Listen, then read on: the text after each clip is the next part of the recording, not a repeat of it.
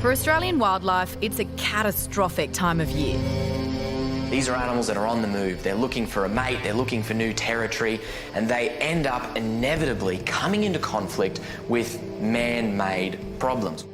At the Irwin's Australia Zoo, the Wildlife Hospital has never been busier. How are you, little one? How many do we have in care at the moment? Are we staying? We've got about 25 at the moment. 25? Yeah. Just every time I drop in here, it's just busier every single time. That's it. And with trauma season at the moment, it's been getting crazier and crazier as the years go by.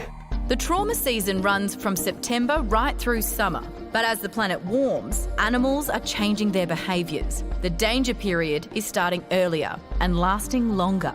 They're naturally just coming into conflict with domestic animals, with cars, and that is where we start to see big injuries and some really, really worrying side effects to an increasingly man-made world. When we came in, this beak was really soft. Yeah. It feels pretty good now. Hopefully it doesn't hurt so much. Here, native animals of every description receive round-the-clock care. You really can get everything from the tiniest little frogs, baby gliders that weigh 4 or 5 grams, to the largest, heaviest turtles that you can find out in the ocean, sometimes weighing up to 140, 150 kilos. We're treating 10 to 11,000 every year, and we're up to over 115,000 animals that we've seen through our doors. There's triumph, there's sadness, but this is what it's all about. You look at that sweet little face, poor bloke, and you think this is why you're doing it. The sad reality is many of these animals are injured on Australian roads. It's estimated that 10 million of them are hit by cars every year.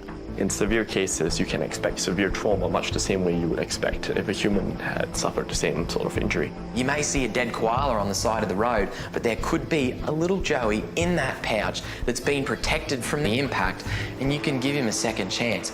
It's things like that that really make a huge difference. Hello, how are you going? Good. The hospital gets so crowded that they outsource some of the patients to volunteer carers, like Nick. We've got Chase here for a vet appointment. Beautiful. Yep. Yeah. How's he been going? He's been going really well, yes. Yep. And he's eating well, very alert, Very chatty. very chatty. Typical Currawong. If you can get them to a wildlife carer, to a hospital like the one we've got here, that is what's going to give them that great opportunity to be released back into the wild.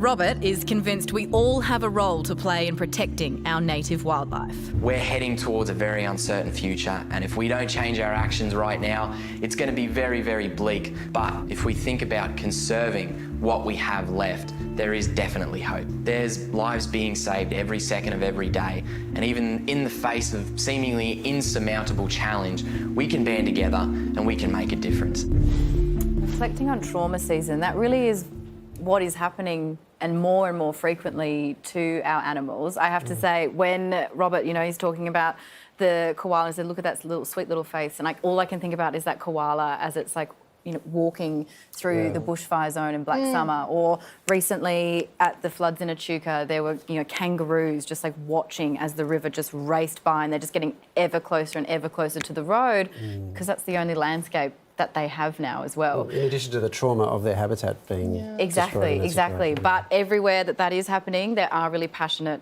forces for good, wildlife warriors who are helping our native animals and are honestly risking their own personal safety for the benefit of them. So, yeah, it's great job, great work that Robert's doing. It's great to raise the issue. I would never have thought of this. Yeah.